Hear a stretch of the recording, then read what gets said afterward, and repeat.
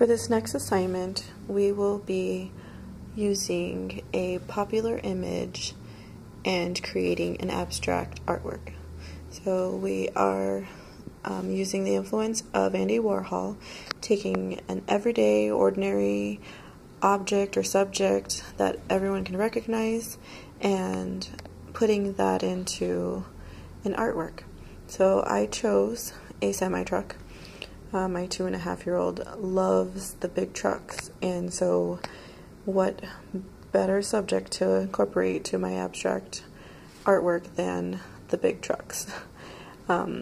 So he was my inspiration, and I really enjoy using cool colors, so I've added blues, greens, purples. So what I did is I actually started with a drawing. I used a picture of a semi as reference.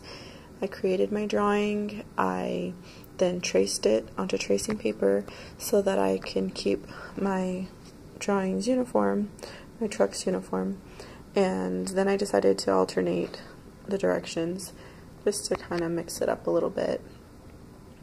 So once I traced with my pencil, I went in and did a wet on wet wash here with some light blue, and then went in with some darker blue, some greens, and then to really bring out the trucks, I decided to use a dark blue color pencil. So normally then Sharpie would be my go-to, but I felt like that was just going to be a little too dark for this. So you always want to choose colors or outline in a way that's going to work with your color choices and with your artwork versus detract from it. So I didn't want it to stand out too much and be separate from the paint, so I chose that blue, and I'm really happy with the outcome so far. So what I'm doing now is trying to get that truck to pop just a little bit more. So I went in around the truck here and just use a really wet brush with the paint so that it would have some flow to it, and just kind of outlined once again the outside of the truck, just trying to make it stand and add some contrast with that light blue that I used earlier. So now I'm finishing up on my green, and as you can see, I also alternated my colors. I started with purple, then I went into blue, and now I'm finishing up with the green. So as I said, using a really wet brush, so dipping it once again in the water.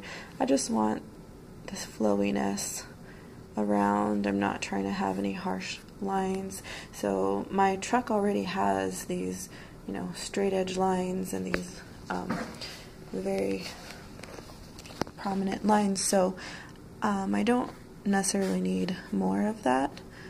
I just want to give it a little pop of color around to make it stand out just a little bit more than what it was. It was blending a little bit, and so that's why first I went in with the blue color pencil, and then I decided I needed more layering. So I'm coming in around here, and I'm just kind of letting this color flow, filling in any of these little areas. And like I said, just keeping everything really nice and loose.